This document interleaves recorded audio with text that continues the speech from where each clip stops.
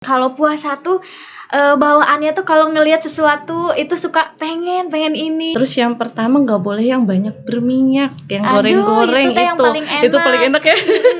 Buka puasa Yang paling sama apa? Bala-bala teh manis yang es gitu kan. Pengen yang Enak itu. segar atau es jeruk gitu kan, seger banget gitu. Cuman itu yang tidak boleh dulu karena nanti akibatnya perutnya itu kaget. Mie itu kan dicernanya juga agak lama kalau di pencernaan. Jadi bagusnya dihindari di saat sahur. Olahraga, makan dihindari, apalagi yang berminyak, bersantan kayak gitu kan nggak boleh ya. Air putih harus cukup. Kalau tidur tidak bisa tercukupi. Itu enak semuanya.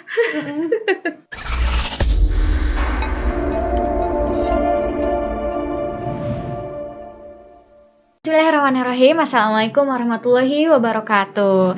Berjumpa lagi di Idrisia Podcast atau IDTV. Saya di sini Sepani Rahayu akan membahas tema yang begitu unik, yaitu mengenai kesehatan atau menjaga pola hidup sehat dalam berpuasa. Oke, baik, di sini saya ditemani dengan Dr. Greta. Mari kita sapa Dr. Greta. Assalamualaikum, Dokter. Waalaikumsalam.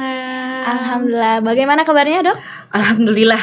Alhamdulillah sehat ya. Alhamdulillah baik banget. Baik, kesibukannya, Dok, sekarang bagaimana? Sibuknya praktek, paling pulang praktek di rumah ya ngurusin anak. Ngurusin anak gitu. Nah, prakteknya di mana, Dok? Di klinik Idrisia dong tentunya, Idrisia Medical Center. Wah, alhamdulillah ya. Nah, jadi alhamdulillah Dokter Greta ini merupakan dokter yang praktek di Idrisia Medical Center. Alhamdulillah. Dok, mengenai ini kan sedang bulan suci Ramadan ya, Dok ya. Tentunya kita harus menjaga pola hidup kita supaya kita lebih sehat dan juga kita kuat gitu sampai nanti akhir bulan suci Ramadan gitu ya. Nah, tips-tips untuk supaya kita sehat sampai nanti ke akhir bulan suci Ramadan dan lebaran itu benar-benar lebaran. Nah, itu bagaimana, Dok? Ya, yang pertama kita harus niat dulu ya, Iya, niat berpuasa full gitu.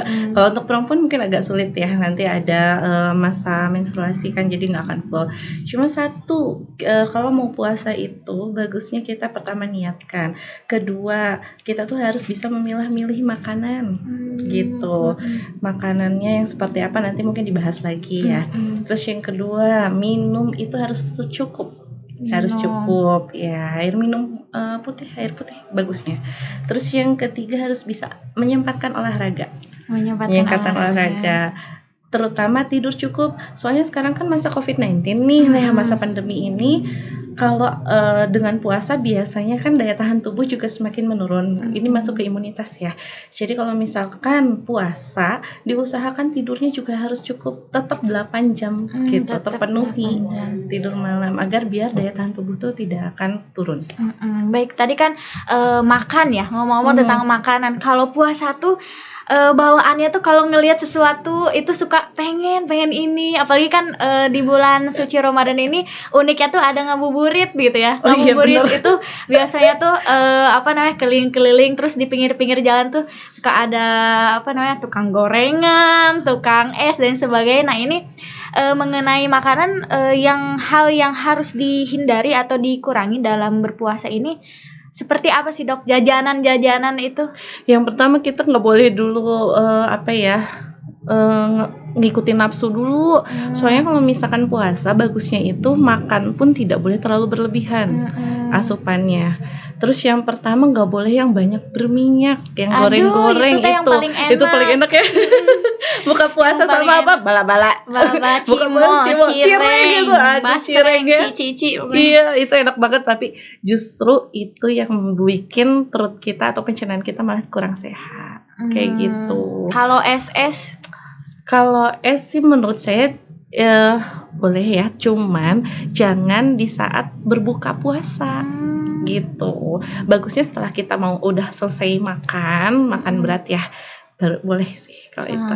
Berarti sebenarnya kalau jajanan itu juga boleh, cuma berarti tata caranya, Dok, pas buka puasa itu yang paling pertama yang harus kita konsumsi itu apa? Saat buka puasa kita konsumsi yang pertama itu tidak boleh langsung makan berat. Jadi saat azan nih, gitu ya, ada azan, kita langsung membatalkan dengan air putih atau air hangat juga boleh ya, jangan air dingin. Terkadang kan kita pengennya maaf ya misalnya air teh manis yang es gitu kan, pengen yang Enak itu. seger atau es jeruk gitu kan, seger banget gitu. Cuman itu yang tidak boleh dulu karena nanti akibatnya perutnya itu kaget gitu. Gitu ya. Ya. Nah, kalau dalam ini ya, kita kan ada hadis yang mengatakan bahwa kalau berbukalah dengan yang manis-manis, Manis-manis. katanya itu seperti apa dalam kesehatan? Kalau saya sih menyarankan tetap tajilnya biasanya kurma lebih bagus. Gitu. Jadi jangan dulu langsung ke nasi yang pokok gitu. Jadi saat kita buka puasa seperti yang saya biasa dijalankan juga di rumah sama ke pasien-pasien, biasa saya ngasih tahu apalagi yang terutama memiliki penyakit lambung. Dimana kalau buka puasa itu bagusnya minum air hangat dulu, setelah itu kita makan kurma berapa biji misalkan, kan harus ganjil ya bagusnya ya. Iya, bagusnya harus ganjil Ganjil gitu. ya. Nah itu dulu baru kita melaksanakan sholat maghrib, biasanya seperti itu. Nah, ini makanan ketika buka puasa. Nah, kalau makanan ketika sahur nih supaya kita kuat gitu melaksanakan ibadah puasanya, itu kira-kira ada tipsnya atau apa sih menurut kesehatan itu sendiri? Kalau sahur tetap harus makan berat sih menurut saya. Oh, makan berat. Iya, tetap harus ada di situ tuh kandungan nutrisinya harus tetap ada gitu, kayak karbohidrat, protein harus lengkap seperti itunya. Jadi biar bagus, terutama air putih yang harus minimal itu 8 gelas deh. Memang sih kadang ada orang yang mengatakan air putih itu tergantung berat badan seseorang. Tapi yang seenggaknya biar nggak susah ya, pokoknya 8 gelas itu harus terpenuhi. Bagusnya sih 8 sampai 12 gelas. Gitu. Itu tuh dari misalkan nih bangun tidur, sahur ya kan, 1 gelas. Setelah sahur 1 gelas, sebelum imsak 1 gelas. Itu udah 3. Ya kan? Setelah buka puasa 1 gelas. Sesudah sholat maghrib 1 gelas pas mau makan. Sesudah makan 1 gelas, sebelum tidur 1 gelas. Terus Jadi, bisa baru 7 ya. Sesudah tarawih itu belum kelewat. Pokoknya kita hitung aja itu bisa kok. Asalkan kita berarti kalau bulan puasa tuh lebih mengajarkan kita juga untuk memanajemen waktu. Manajemen waktu, manajemen makanan juga. Betul gitu. sekali. Nah, kalau makanan kan tadi harus ada protein, karbohidrat dan lain-lain gitu ya. Maksudnya kayak makanan-makanan biasa nih, supaya simple gitu, makan sama mie gitu. Mie karena Pernah kan nggak, itu yo? pernah gitu, ini pengalaman pribadi berarti ya. Makan sama kan nggak biar nggak ribet gitu, makannya nasi sama mie gitu. Nah itu gimana dok? Bagusnya kan mie itu kandungannya apa? Karbo ya. Karbo. Jadi nasi. karbo plus karbo. Yang ada perutnya nanti kembung juga. Terus juga mie itu kan dicernanya juga agak lama kalau di pencernaan. Jadi bagusnya dihindari di saat sahur. Di saat sahur mah dihindari ya. Iya. Lebih baik nasi sama kerupuk aja kalau keburu kesiangan, atau disediakan nasi tuh sama abon gitu kan. Iya. Yang lebih simple. Iya gitu. Nih, berarti ini tips nih ya. Jadi jangan untuk sahur nggak boleh sahur tuh, apalagi punya gitu ya. penyakit lambung. Mending sama kerupuk sama nasi juga enak sih. Enak sih. Enak kerupuk Kalau udah kesiangan banget lah ya. Sama abon gitu ya. Iya ya, nggak kepikiran gitu. Mie sama abon sama kerupuk ya ribetan mie ya. Betul. Bikin mie gitu. Oh iya betul. Nah, jadi itu dalam segi makanan. Nah, kita sebagai sebagai perempuan apalagi ya, nah dalam menjaga kesehatan kita di bulan suci Ramadan ini seperti apa, Dok? Apalagi kita kan memang kalau perempuan ya, apalagi yang sudah balik pasti tidak akan pernah full gitu. Itu seperti apa, Dok, dalam menjaga tubuh kita supaya tetap imunnya tuh kuat, sehat gitu berpuasanya? Perempuan dan laki-laki menurut saya sih sama aja ya, menjaga daya tahan tubuh itu intinya kita bisa memilah makanan, air putih tercukupi dalam setiap harinya, tidur cukup, itu aja. Tidur cukup. Iya, paling penting tuh itu sebetulnya.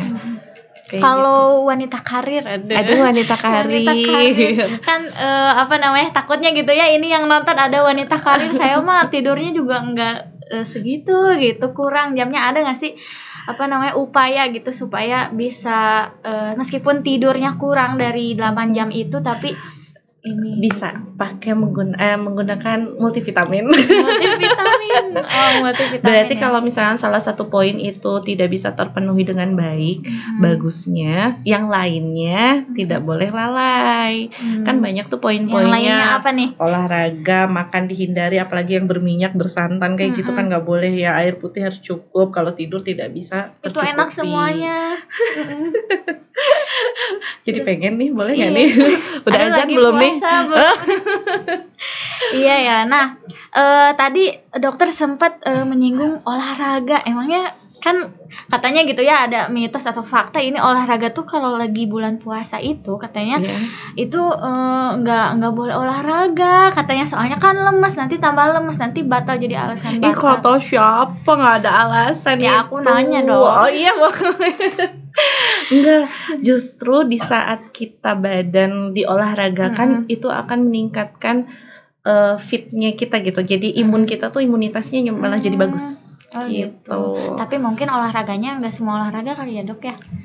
Olahraganya. Sebetulnya kalau olahraga yang aerobik juga bisa kalau yang apa ya, fisiknya sudah bagus, terlatih dari sebelumnya, memang dia olahragawan, atau misalkan dalam sehari-hari sebelum bulan puasa tuh memang biasa melakukan aktivitas olahraga yang rutin, itu tidak ada masalah biasanya gitu. Kalau kayak saya nih cuman kerja dari datang ke klinik kan, ini tidur wanita di rumah. karir nih, ini wanita karir ya.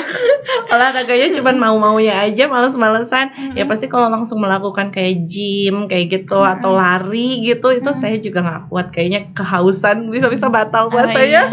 Jadi olahraga juga harus dipilah-pilih lah ya, enggak ini. Terus waktunya dok, untuk berolahraganya? Saran saya sih mungkin pagi atau sore, biasanya gitu. Pagi atau sore. Kalau siang kayaknya siang jangan cari-cari deh.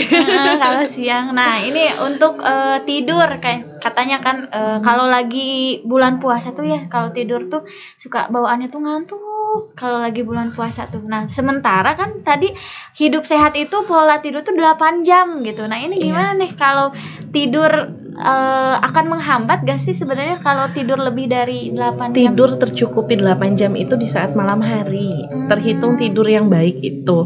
Kalau tidur siang itu bonus gitu kan. Makanya kenapa orang berpuasa dikatakan tidur itu ibadah, bener gak sih? Aduh, kayaknya yang lebih paham. Aduh, enggak. Ya mungkin di situ kalau tidur yang ingin menjadi ibadah itu jangan tidur di saat pas waktunya sholat ya kan. Jadi alasan kan tidur juga ibadah gitu kan. Jadi kita ya udah tidur aja terus jadi malas-malasan, nggak mau kerja atau nggak mau melakukan aktivitas yang positif, ya itu juga tidurnya nggak jadi, pahalanya jadi berkurang dong kayak gitu. Iya, tapi emang sih kalau kebanyakan tidur tuh jadi lemes gitu ya.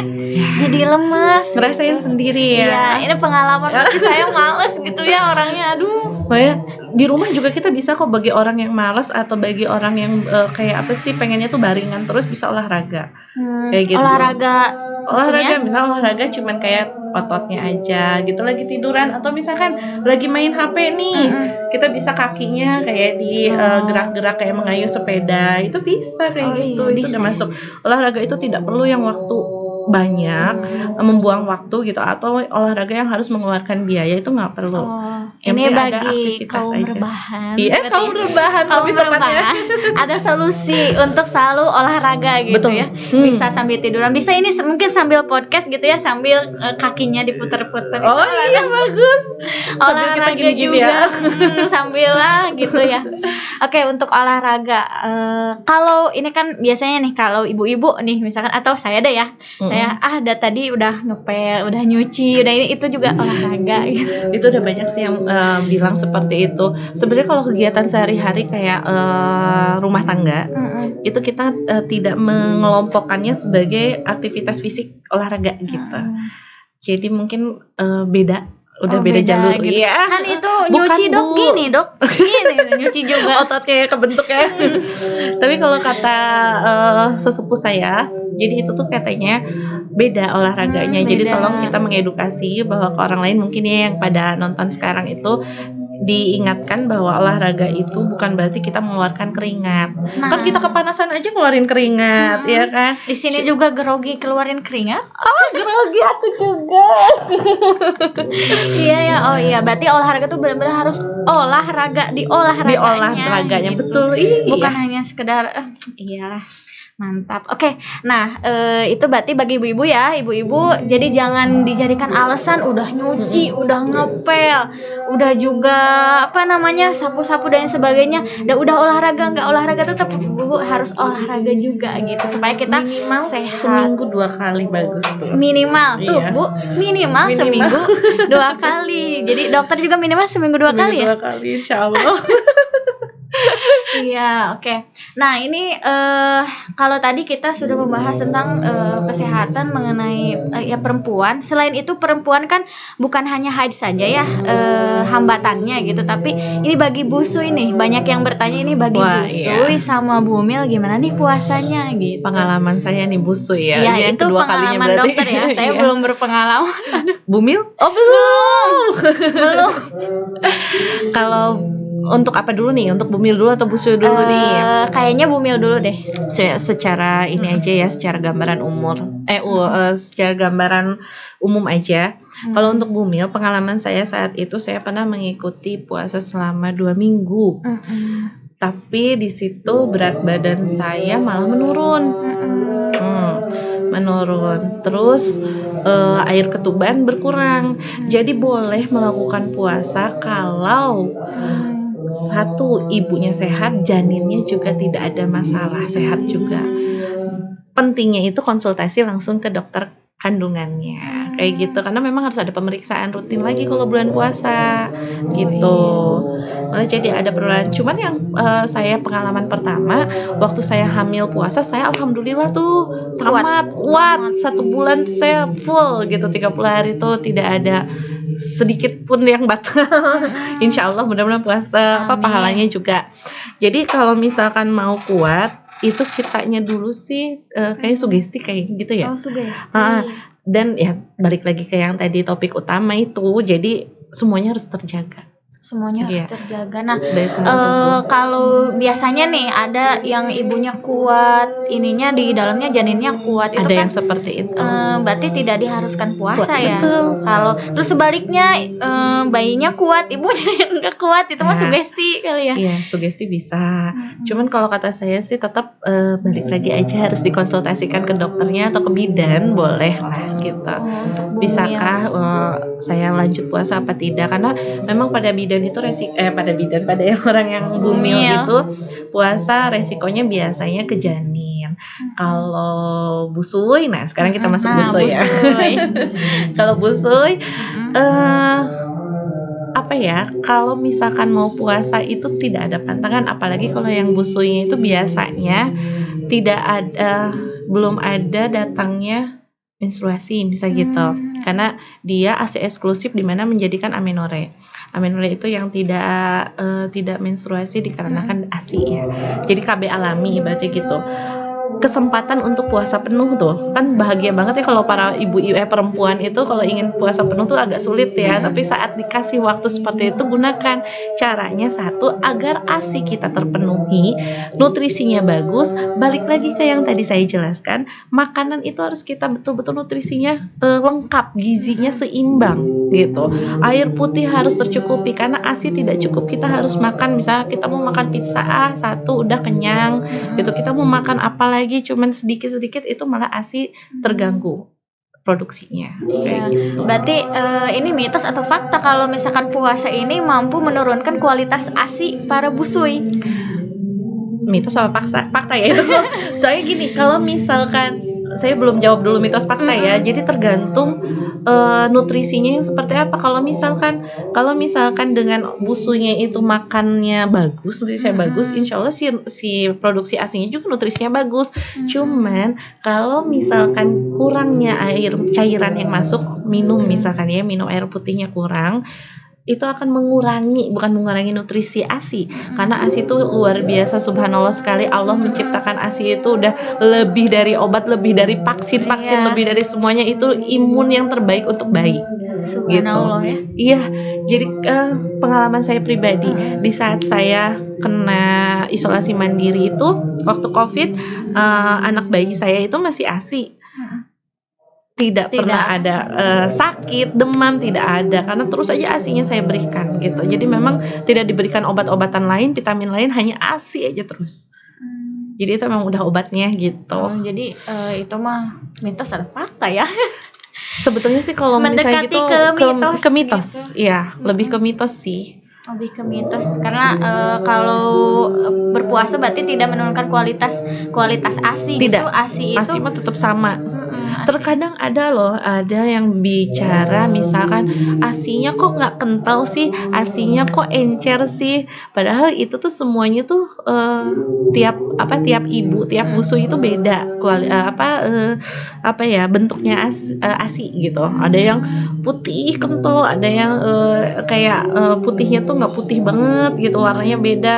Itu nggak bisa kita samakan, oh yang itu kayaknya yang kental banyak tuh nutrisinya. Kita nggak bisa seperti itu karena memang pasti beda-beda dan sudah disesuaikan ke anaknya masing-masing gitu.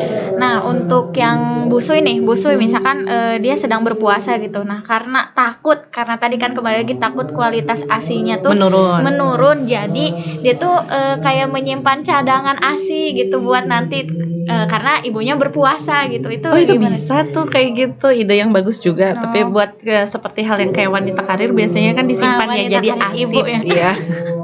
Jadi ASI perah kesananya ya. Jadi kalau kayak gitu bisa sih, cuman kita juga harus memperhatikan ASI perah itu. Satu, steril penyimpanan ASI-nya, steril alat pumpingnya, alat pompanya ya, pompa ASI-nya, kesterilan nanti botol dotnya yang akan diberikan pada bayi kayak gitu. Terus masa pemberian juga ASI itu tidak bisa lebih dari 2 jam deh. Kayaknya 2 jam, di atas 2 jam udah jelek gitu kualitas ASI-nya. Kalau dimasukin ke freezer? Di freezer bisa, memang di freezer itu bisa, freezernya cuma yang freezer doang ya, yang satu pintu itu biasanya 1-3 bulan gitu. Ada yang mengatakan 6 bulan, tapi kalau saya ngambil aman aja 4 bulan. Jadi penyimpanan ASI itu yang bagus itu kalau misalkan tergantung alat juga sih. Kalau misalnya di kulkas biasa itu paling cuma sehari 2 hari. Aduh saya lupa juga tuh, saya nggak tahu itu. Kalau misalkan di freezer itu 1-6 bulan. Tapi mau ngambil aman kalau saya pribadi 4 bulan biasanya gitu. Nah setelah jadi ASI-nya itu jadi beku ya, jadi es, kita ada caranya untuk mencairkan. Jangan menjadi kita tuh kayak direbus gitu kan. Air enggak. Jadi kita bikin dulu air hangatnya, baru direndam di air hangat, bukan air panas juga sih. Jadi biar nggak ngerusak kualitas ASI gitu. Jadi gitu ya cara penyimpanan ASI-nya dan juga bukan perebusan atau pencairan ya. Oh iya benar, pencairan dari beku ASI-nya. Nah, tapi kalaupun hal ini tidak dilakukan tapi diberikan ketika busuinya sedang berpuasa, itu juga nggak apa-apa gitu ya, karena tergantung si busunya makanannya, konsumsinya apa gitu.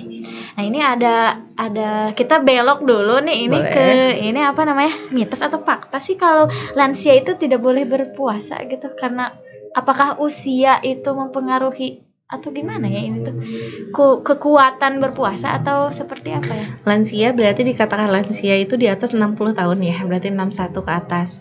Di atas 60 tahun kita masuk lansia. Kalau misalkan pernah dengar nggak di agama kita Islam, kalau udah yang lansia itu kan tidak diwajibkan. Ada nggak sih? Bener nggak sih? Saya juga nggak tahu. Maafkan ya para ulama, guru saya juga. Jadi kayaknya kalau misalnya lansia, ibu hamil, ibu menyusui, itu di Islam itu kan biasanya di agama kita itu kalau misalkan tidak kuat puasa itu tidak apa-apa. Terutama orang sakit juga tuh. Ada orang sakit memang tidak dianjurkan untuk berpuasa. Kalau misalnya tidak kuat, itu kan biar nanti bisa ganti dikodok ya.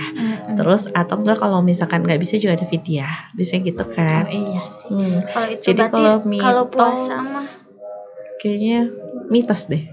Fakta. Fakta. Kalau masuknya fakta Tapi orang kalau lansia. ini kuat gitu Oh, boleh kesehatannya. banget, itu bagus. Nenek saya juga 80 tahun lebih puasa masih kuat. Kuat ya. Iya. Berarti kita sebagai perempuan, apalagi dokter sebagai wanita karir gitu ya. Yes. Nah, ini tipsnya nih dok, tips puasanya kuat sampai akhir itu seperti apa sih? Ada perbedaan nggak sih antara apalagi saya gitu ya yang belum menikah ya, atau perbedaan nggak sih dalam menjaga gitu supaya puasanya itu sehat gitu sampai akhir dalam bagi busui, bumil atau kalangan perempuan yang lainnya pada umumnya, itu ada perbedaan nggak sih dok? Pasti ada dong. Kalau lagi untuk bumil, kemungkinan dari pengalaman aja ya. Kalau kalau puasa tuh pas bumil itu rasanya tuh kayak hausnya berkali-kali lipat gitu, rasanya tuh kayak lemes jadinya tuh, terus kering tenggorokan tuh kalau lagi hamil. Kemungkinan karena memang kita cairan harus 2 kali lipat, nutrisi juga 2 kali lipat kita harus asupannya karena ada janin di perut. Kalau untuk busui juga sama halnya, makanya kadang ada yang bilang tidak boleh dulu diet gitu kan, dia tidak boleh pada orang lagi menyusui untuk biar tidak mempengaruhi kualitas ASI, produksi ASI juga utamanya ya. Kualitas sama produksi itu kan berbeda ya. Terus juga kalau untuk wanita kayak wanita karir atau wanita yang ada di rumah, ibu rumah tangga juga karir loh itu, capek loh itu. Nah itu juga bisa yang penting itu kita balik lagi ke yang topik utama ya, yang tadi kita dijelaskan sama saya. Yang penting itu air putih cukup aja. Air putih harus sama makanan yang kita pilih itu betul-betul sehat. Punya penyakit diabetes nih, kalau kita lagi puasa makan terus yang manis-manis itu gimana tuh, kan jadi meningkat jadinya, padahal katanya hadis mengatakan berbukalah dengan yang manis-manis. Tapi kan untuk yang punya diabetes, yang manisnya dihindari dulu. Kan kalau hadis dikerjakan mendapat pahala, tidak dikerjakan tidak apa-apa kan. Nah itu sebenarnya sih kayak gitu tuh, gimana keadaan kondisi masing-masing. Jadi harus kenali diri kita gitu ya. Nah, harus kenali kita. diri kita tuh butuhnya apa, harusnya seperti apa gitu ya. Oke, ini banyak nih kalau yang sahur gitu, misalkan yang sahur itu nggak sahur gitu tapi dia tuh kuat gitu. Ada yang sahur tapi dia tuh nggak kuat puasanya itu. Sebenarnya yang salah itu sahurnya atau gimana dok? Kalau saya selalu menganjurkan untuk sahur, karena pada puasa yang sehat itu tidak boleh meninggalkan sahur. Makan 2 kali sehari, bahkan biasanya ada yang bilang waktu puasa juga makan harus 3 kali sehari loh. Cuma saya bingung, kalau 3 kali sehari di mana ya, di jam 11 malam kan nggak mungkin juga, karena kita lagi enak bobo itu kan. Jadi kalau misalkan bagusnya itu tetap buka puasa dan sahur harus dilaksanakan, karena biar satu lagi dapat pahala kan. Nggak boleh nggak sahur ya kan. Gitu. Nah itu gimana tuh yang nggak sahur tapi kuat puasanya itu? Sugestinya bagus. Berarti sugesti ya. Atau daya tahan tubuh orang tersebut memang lagi berarti bagus. Emang sebelumnya juga dia menjaga ya kalau nggak jarang makan, memang terbiasa mungkin seperti itu. Oke baik, ini sangat menarik sekali, banyak dagingnya kalau istilahnya gitu ya.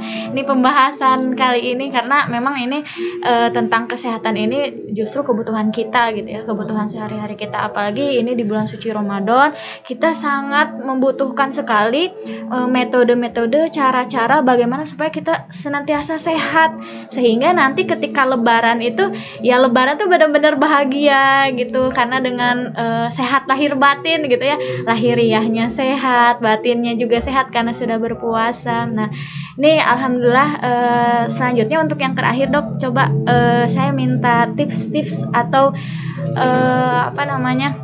saran-saran bagi busui ataupun bumil yang sedang menonton barangkali ya, ataupun wanita karir dan sebagainya, supaya kita menjalankan ibadah puasanya itu selalu sehat gitu sampai nanti akhir. Bagaimana dok? Oke, tipsnya kalau ingin puasa kita tetap sehat dan bugar, yang pertama kita lakukan itu tidak boleh, kalau makan itu jangan terlalu banyak ya.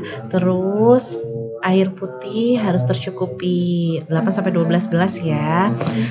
Tidur cukup 8 jam sehari biasanya, malam tapi ya tidurnya.